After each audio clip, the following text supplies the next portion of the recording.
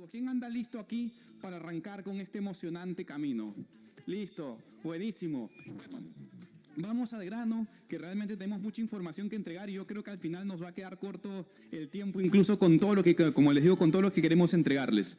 Mi nombre es Luis Pasco, soy educador de la plataforma de Trading Pro desde que arrancamos con este hermoso proyecto de Mind. Y bueno, chicos, el día de hoy vamos a aprender de lo más basiquito a lo más avanzado. Vamos a recorrer por toda la historia del análisis técnico donde muchas personas pusieron sus recursos, su inteligencia, su tiempo para poder llegar a este nivel de aprendizaje, ¿no? Como vemos acá, vamos a hacer una introducción al mundo del análisis técnico para que ustedes puedan conocer todo ese proceso de cómo se ha formado tanta información. Chicos, el análisis técnico no es algo que hace un año se empezó a hablar, no es algo que se le ocurrió a una persona hace 2, 3 años y empezó a ver. Tiene una historia ya de por ahí de más de 140 años. Tiene por ahí una historia de más de 140 años. ¿Cómo empezó esto? Hace mucho tiempo, por ahí a finales del siglo XIX, una persona que era un periodista y economista llamado Charles Dow, bueno, como buen periodista que era curioso y además era economista, él empezaba a darle seguimiento al precio de diferentes activos financieros. ¿Y qué pasó? Se dio cuenta que muchos de esos gráficos que él empezaba a ver en ese tiempo, recordemos, 1900, imagínense, 1890, 1895, ¿habían computadoras? No habían computadoras. ¿Era facilito abrir un gráfico en TradingView o no? Nada que ver, ¿cierto? Era una época totalmente diferente a la actual. Pero bueno, digamos que dándole seguimiento a los gráficos que ellos mismos tomaban nota de cómo abría el gráfico en el día, cómo cerraba el precio en el día, iban formando su gráfico, él se empezó a dar cuenta que había muchos patrones repetitivos en esos gráficos que él miraba. Y él miraba un gráfico y ahí miraba otro gráfico y en una temporalidad más grande y una temporalidad más pequeña y decía, oye, aquí hay muchas cosas, muchos gráficos, muchos patrones gráficos que tienen un desenlace común. Y sobre eso él empezó a hacer su estudio. Y es así que Charles Dow es considerado como el precursor, el padre del análisis técnico. Y sobre las bases que él dejó, que en el Washington Journal, él dejó más de 250 publicaciones sobre el estudio que él venía haciendo, pues esas publicaciones las recogieron más adelante dos personas, Ralph Nelson Elliott y Richard Wyckoff, que a inicios de los años 1900, a inicios del siglo XX, estas personas vieron los estudios que había hecho Charles Dow y los llevaron a un siguiente nivel. Y chicos, ¿por qué es importante conocer y entender esto? Porque casi que cualquier método de lectura que ustedes vean hoy en día, casi que muchas de las herramientas que ustedes encuentran para analizar los mercados financieros el día de hoy vienen o tienen sus bases en estas tres personas. Tienen sus bases en estas tres personas. Y entonces, si nosotros logramos entender los estudios de ellos, logramos entender cómo ellos miraban el mercado, cómo ellos entendían el mercado, aplicar esas herramientas el día de hoy, combinarlas con la tecnología que tenemos el día de hoy. Porque claro, recuerden que en esos tiempos no habían formas de ver muchos de los indicadores que hoy sí podemos ver por el avance tecnológico. Pero utilizando las bases que ellos han dejado, vamos a poder entender muchísimo de los mercados financieros. Y sobre los estudios de estas tres personas, más adelante vinieron muchos otros analistas técnicos que han podido aportar muchísimo al mundo de los mercados financieros, ¿no? Entre ellos hay muchas personas que pueden ver sus nombres, incluso muchas personas que no están ahí, pero digamos que los papás, ¿no? Los papás de los mercados financieros, las personas que dejaron las bases sentadas para el estudio y el análisis técnico son Charles Dow, Ralph Nelson Elliott y Richard Wyckoff. Así que es importantísimo que cada uno de nosotros, como personas que queremos dedicarnos a los mercados financieros, entendamos cómo ellos miraban los mercados financieros, entendamos su teoría. Chicos, sobre eso el día de mañana pueden aprender lo que quieran, realmente lo que quieran, y entenderlo se les va a hacer súper sencillo, porque ya tienen una base clara, saben de dónde está partiendo todo. Todo va a tener sentido, todo tiene una hilación. Todo encuentra conexión con lo que ustedes ya saben. Entonces, eso es lo que vamos a ver un poquito, digamos, el día de hoy a lo largo de cuando miremos gráficos, ¿no? Ahora, cuando nosotros miramos mercados financieros, también es importante entender en qué mercados estamos parados. Porque, claro, a veces nosotros entramos de frente a una clase de Forex o de frente a una clase de criptomonedas, de frente a una clase de índices, por ejemplo, pero no nos damos cuenta de dónde estamos. En el mundo en general, si lo dividimos en dos grandes variables, existen dos mercados fuertes, el de la renta fija y el de la renta variable. ¿Qué cosa es eso? O sea, cuando uno tiene su dinero, imagínate que tú eres un banco o que tú eres un fondo o que tu propio dinero, tú quieres invertirlo, ¿cierto? En mercados financieros. Tienes dos opciones grandes, renta fija y renta variable. ¿Qué cosa es renta fija? Renta fija, por ejemplo, es casi que no arriesgar mucho tu dinero, comprar bonos del gobierno o comprar bonos corporativos, bueno, bonos del tesoro que pueden ser del gobierno o pueden ser también de municipalidades, ¿cierto? En general del gobierno.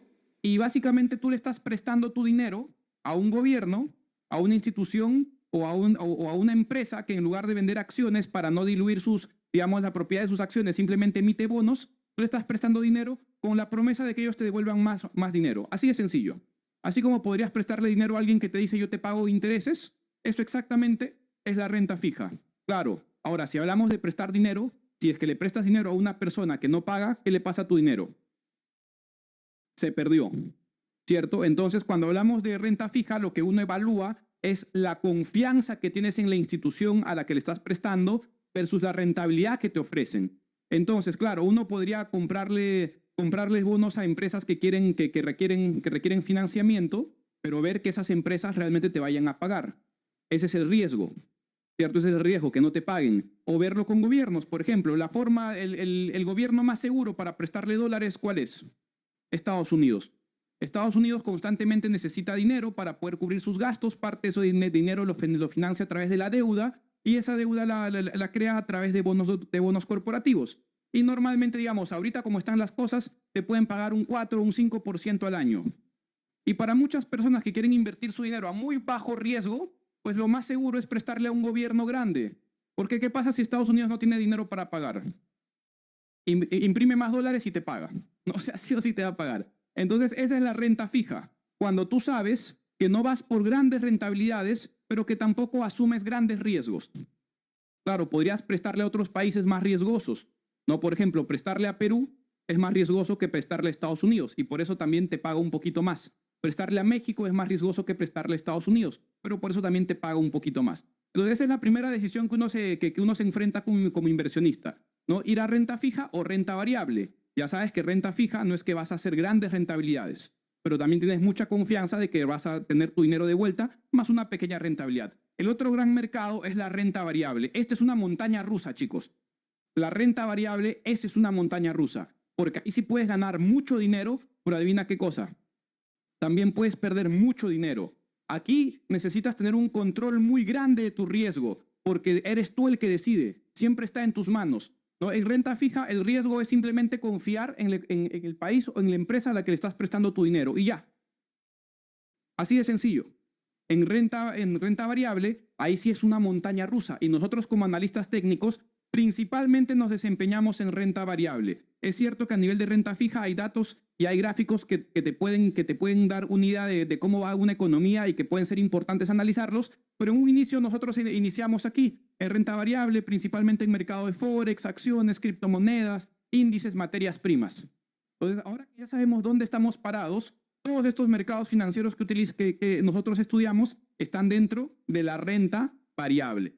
Ahora, habiéndoles dicho eso, ¿no? Normalmente uno cuando aprende renta variable empieza viendo Forex, empieza viendo eurodólar, empieza viendo el oro, empieza viendo divisas. Y aquí hay algo crucial que entender y son algunos conceptos técnicos que vamos a tocar el día de hoy. Ojo, les hablo de esto habiéndoles dicho primero el tema de renta fija, renta variable, porque quizás cuando yo voy a renta variable, ahí el concepto de PIPS no existe. Perdón, a renta fija el concepto de PIPS no existe.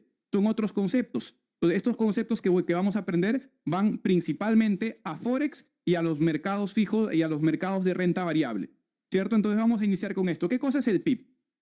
El PIB es una unidad de medida. Digamos, si yo quiero calcular qué distancia hay desde acá donde estoy hasta esta escalera, digo que acá hay aproximadamente unos 4 metros.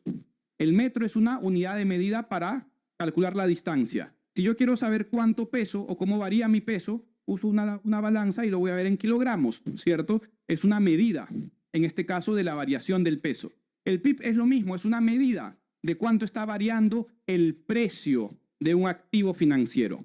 Cuando hablamos de pares de Forex, que básicamente es la medida de una divisa en el valor de otra, por ejemplo, euro versus el dólar, libra versus el dólar, australiano versus el neozelandés, euro versus franco suizo. Entonces estamos haciendo una comparación de divisas, ¿no? Y en este ejemplo tenemos el precio del euro dólar que nos dice que está en 1.26951. ¿Cuál es el PIB? ¿Cómo mido cuánto está variando el precio? Para ubicarnos aquí, en la mayoría de pares de Forex, a excepción de los que terminan en yenes y de pares exóticos, el PIB es el cuarto decimal, ¿cierto? El PIB es el cuarto decimal. Entonces, de acuerdo a cómo varíe ese cuarto decimal, es que nosotros vamos a decir, ok, el precio está subiendo, está bajando, y cuánto está subiendo o cuánto está bajando. Vamos a ponerlo así. No, lo sencillo que yo digo en un inicio es, del quinto decimal te olvidas. Ese ni lo mires, ese tápalo. Haz de cuenta que no existe. Enfócate únicamente en cómo va variando el cuarto decimal y en la influencia que tiene en lo demás, ¿cierto? Entonces vamos a poner el ejemplo.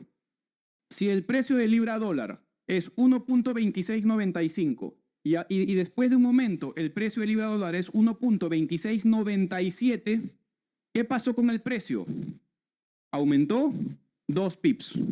Para eso nos sirve, digamos, utilizar la medida del PIB, si sube o si baja. Vamos a decir que el precio está en 1.2695 y de pronto varía y ahora está a 1.2685. ¿Qué pasó con el precio? Bajó, disminuyó 10 pips. Entonces, para poder hablar de una manera estandarizada en cuánto varía el precio de un activo financiero y cómo eso puede afectar a nuestras inversiones, vamos a utilizar este concepto del PIB. No es un concepto súper sencillo de entender, simplemente uno ve cualquier par de divisas, mientras no sean los que terminen en yenes, en ese caso el PIB está en el segundo decimal, ¿no? Uno ya a eso se va habituando más adelante y con los pares exóticos también, ¿no? Eso es algo a lo que uno va de menos a más, habituándose poco a poco a las diferencias en cada divisa. Pero para la mayoría, para todas las demás, nuestro cuarto decimal es esa unidad de medida, es esa unidad de referencia para saber dónde estamos parados y cómo se va moviendo el precio. Pues habiendo dicho esto, ¿qué otros conceptos tenemos que conocer?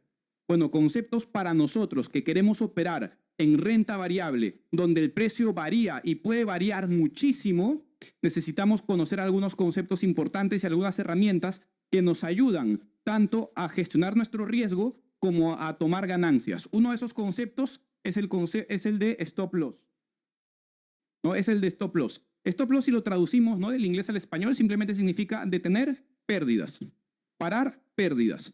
¿Qué es el stop loss? Es una herramienta que tú tienes en tu MetaTrader 4 o que puedes tener en cualquier plataforma de trading donde tú operas y básicamente te sirve para que cuando el precio llegue a un punto donde tú ya no quieres estar más dentro de una operación, te saque, pero te saque en pérdidas.